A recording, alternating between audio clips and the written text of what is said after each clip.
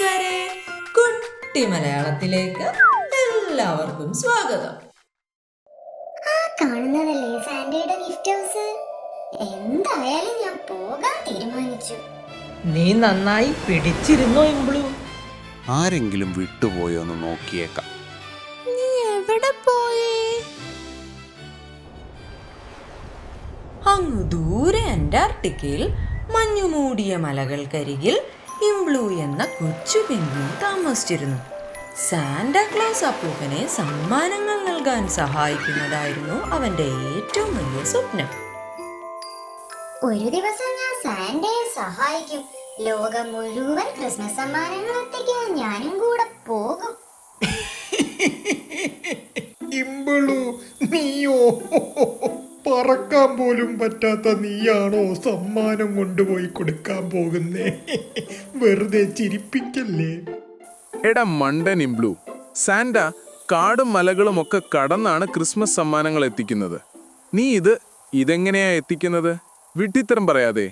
കൂട്ടുകാരുടെ ഈ കളിയാക്കലുകൾ കേട്ട് അവനാകെ വിഷമം തോന്നിയെങ്കിലും ധൈര്യത്തോടെ പുഞ്ചിരിച്ചുകൊണ്ട് അവൻ പറഞ്ഞു, ശരിയാണ്, ഞാൻ ചെറുതാ, എനിക്ക് പറക്കാനൊന്നും കഴിയില്ലായിരിക്കും. പക്ഷെ എന്തും നേരിടാൻ ധൈര്യമുള്ള ഒരു മനസ്സെനിക്കുണ്ട്. അത് മതി. എന്തായാലും സാന്റയെ പോയി നേരിൽ കണ്ടിട്ട് എന്റെ ആഗ്രഹം അറിയിക്കാം.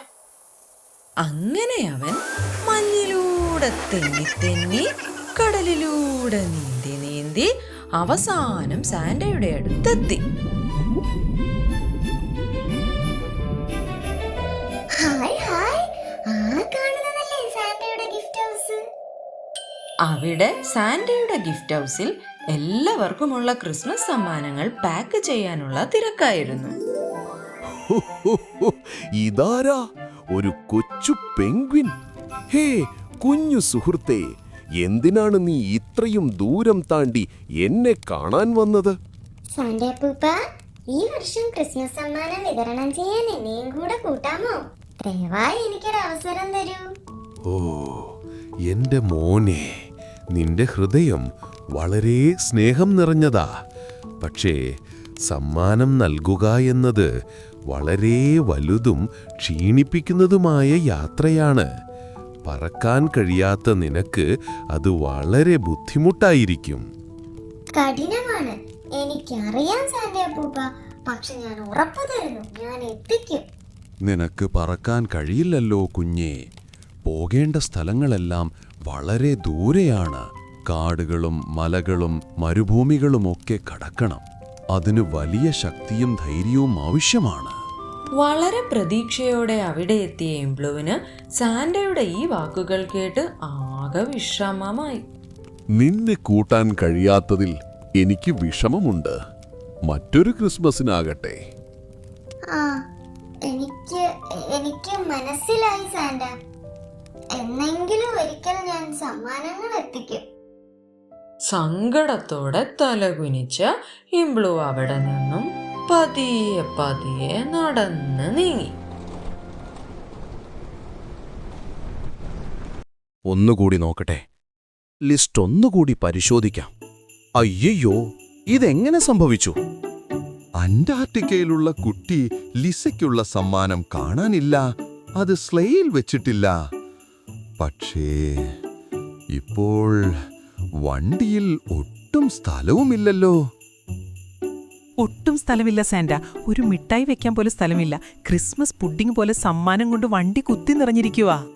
സാന്റ ഒന്ന് നിശബ്ദമായി ചിന്തിച്ചു. എന്നിട്ട് സ്നേഹത്തോടെ ചിരിച്ചുകൊണ്ട് പറഞ്ഞു, ചിറകുകളേക്കാൾ ശക്തമായ ഹൃദയമുള്ള ഒരാളെ എനിക്കറിയാം. അവനിത് എത്തിക്കാൻ കഴിയും. സാന്റ ഇംബ്ലുവിനെ അന്വേഷിച്ചിറങ്ങി. മഞ്ഞു വീണ പാതയിലൂടെ സങ്കടത്തോടെ നടന്നു നീങ്ങുന്ന ഇംബ്ലുവിനെ അദ്ദേഹം കണ്ടു. ഇംബ്ലു, നിൽക്ക്. നിന്റെ ആഗ്രഹം നിറവേറ്റാനുള്ള സമയമായി കുഞ്ഞു കൂട്ടുകാരാ. എന്നെയോ? സാന്റ എന്നെയാണോ വിളിച്ചേ? എന്നോട് ക്ഷമിക്കുകയുംബ്ലു. നേരത്തെ ഞാൻ നിന്നോട് പറ്റില്ലെന്ന് പറഞ്ഞിരുന്നു. പക്ഷേ ഇപ്പോഴെനിക്ക് നിന്റെ സഹായം അത്യാവശ്യമാണ്. സത്യമാണോ സാന്റ? എന്റെ സഹായം? എനിക്ക് വിശ്വസിക്കാൻ കഴിയുന്നില്ല. അതെ, അന്റാർട്ടിക്കയെക്കുറിച്ച് മറ്റാരേക്കാളും നന്നായി നിനക്കറിയാം. അവിടെ ലിസ എന്ന കൊച്ചു കൂട്ടുകാലിക്ക് ഈ വിലപ്പെട്ട ക്രിസ്തുമസ് സമ്മാനം എത്രയും പെട്ടെന്ന് എത്തിക്കണം. ഒരു ചെറു പുഞ്ചിരിയോടെ സാന്റ തിളങ്ങുന്ന ഒരു സമ്മാനപ്പൊതി ഇംബ്ലുവിന്റെ കുഞ്ഞു കൈകളിൽ ഏൽപ്പിച്ചു. ദുഃഖിതയായി കരഞ്ഞുകൊണ്ടിരിക്കുന്ന ലിസയ്ക്ക് ഈ വിലപ്പെട്ട ക്രിസ്തുമസ് സമ്മാനം എത്തിച്ച് അവളുടെ സന്തോഷം തിരികെ കൊണ്ടുവരൂ. തീർച്ചയായും സാന്റ, ഞാനിത് എത്തിച്ചിരിക്കും. ഇത് എന്റെ വാക്കാണ്. അങ്ങനെ ലിസയ്ക്കുള്ള സമ്മാനപ്പൊതിയുമായി ഇംബ്ലു തന്റെ സാഹസിക യാത്ര ആരംഭിച്ചു. അയ്യോ, പൊട്ടല്ലേ പൊട്ടല്ലേ പ്ലീസ്. പെട്ടെന്ന് അവൻ ഒറ്റച്ചാട്ടത്തിനപ്പുറത്തെത്തി. എന്നാൽ തൊട്ടു പിന്നാലെ അതിഭീകരമായ ചുഴലിക്കാറ്റടിക്കാൻ തുടങ്ങി. എന്ത് വന്നാലും ഞാൻ തളരില്ല. എങ്ങനെയും ലിസയുടെ ഈ സമ്മാനം അവിടെ എത്തിക്കണം. എനിക്ക് മുന്നോട്ട് പോയേ പറ്റൂ. കാറ്റിനെ മറികടന്ന് നടന്ന് നടന്ന് അവൻ എത്തിയത് ഒരു വലിയ മഞ്ഞുമലയുടെ മുന്നിലാ. ഈ മല വളരെ വലുതാ, എന്നാൽ എന്റെ ദൃഢനിശ്ചയം അതിനേക്കാൾ ശക്തമാണ്. ലിസയുടെ സന്തോഷത്തിനായി ഇത് മറികടന്നേ പറ്റൂ.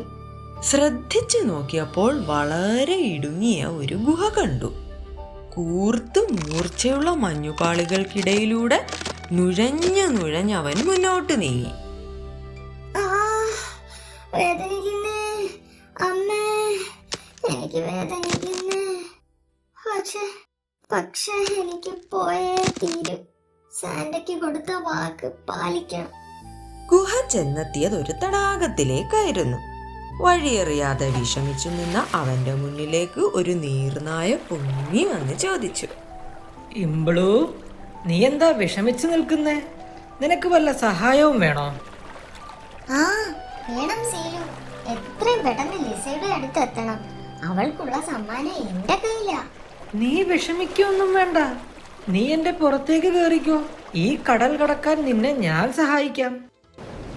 തണുത്തു മരവിപ്പിക്കുന്ന വെള്ളത്തിലൂടെ കൊടുങ്കാറ്റിനേക്കാൾ വേഗത്തിൽ സീലു ഇംബ്ലുവിനെയും കൊണ്ട് നീന്തി. ആ സാഹസിക യാത്രയ്ക്ക് അവസാനം അവനൊരു ഇഗ്ലുവിനടുത്തെത്തി. അവസാനം ഞാൻ എത്തി. ഇഗ്ലുവിനുള്ളിൽ ഒരു കീറിപ്പോയ സ്നോയി ബിയറിനെ കെട്ടിപ്പിടിച്ചുകൊണ്ടിരുന്ന് കരയുകയായിരുന്നു ലിസ എന്ന കുഞ്ഞു പെൺകുട്ടി. സ്നോയി ബിയർ, ഞാൻ നിന്നെ മിസ് ചെയ്യുന്നു. നീ ഇല്ലാതെ എനിക്ക് ക്രിസ്മസ് ആഘോഷിക്കാനേ തോന്നുന്നില്ല. ടക് ടക്. ലിസ, ഇതാരാ ഇപ്പോൾ വാതിലിൽ മുട്ടുന്നത്? വാതിൽ തുറന്ന ലിസ സമ്മാനപ്പൊതിയുമായി നിൽക്കുന്ന ഇംബ്ലുവിനെ കണ്ട് ഞെട്ടിപ്പോയി. ഏ, ഒരു പെൺകിനോ ഈ ക്രിസ്മസ് രാത്രിയിലോ? Happy Christmas Lisa. സാന്റയപ്പൂപ്പൻ തന്നോട്ട് ഈ ക്രിസ്മസ് സമ്മാനം തരാനാ മഞ്ഞും മലയും ഒക്കെ താണ്ടി ഞാനിവിടെ എത്തിയത്. കൗതുകത്തോടെ കുഞ്ഞു ലിസ ആ സമ്മാനപ്പൊതി തുറന്നു. അതിനുള്ളിൽ എന്താണെന്ന് കണ്ടതും സന്തോഷം കൊണ്ട് അവളുടെ കണ്ണുകൾ നിറഞ്ഞുപോയി. സ്നോയി ബിയർ, എന്റെ പ്രിയപ്പെട്ട സ്നോയി ബിയർ, എനിക്ക് നിന്നെ നഷ്ടപ്പെട്ടു എന്നാ ഞാൻ കരുതിയത്. അതിയായ സന്തോഷത്താൽ അവൾ ഇംബ്ലുവിനെ കെട്ടിപ്പിടിച്ചുകൊണ്ട് പറഞ്ഞു. താങ്ക് യു ഇംബ്ലു. നീയാണ് ഇനി മുതൽ എൻ്റെ എക്കാലത്തെയും ക്രിസ്മസ് ഫ്രണ്ട്. ഹാപ്പി ക്രിസ്മസ് പ്രിയ കൂട്ടുകാരി. നിന്റെ പുഞ്ചിരി തിരികെ കൊണ്ടുവരാൻ കഴിഞ്ഞതിൽ എനിക്ക് ഒരുപാട് സന്തോഷമുണ്ട്. സാന്റയപ്പൂപ്പൻ പറഞ്ഞത് ശരിയായിരുന്നു. നമുക്ക് വേണ്ടത് മനസ്സ് നിറയെ സ്നേഹവും എന്തും നേരിടാനുള്ള മനഃശക്തിയുമാണ്. അന്നു മുതൽ മഞ്ഞുമൂടിയ ആ ലോകത്ത് ഇംബ്ലു അറിയപ്പെട്ടിരുന്നത് സാന്റയപ്പൂപ്പന്റെ ക്രിസ്മസ് ദൂതനെന്ന. അവൻ എത്തിച്ചത് വെറും സമ്മാനങ്ങൾ മാത്രമായിരുന്നില്ല, പ്രതീക്ഷയും സൗഹൃദവും സ്നേഹവുമായിരുന്നു. എല്ലാ കൊച്ചു കൂട്ടുകാർക്കും ഹാപ്പി ക്രിസ്മസ്. കഥ ഇഷ്ടമായോ കൂട്ടുകാരെ? ലൈക്കും സബ്സ്ക്രൈബും ചെയ്യാൻ മറക്കരുതേ.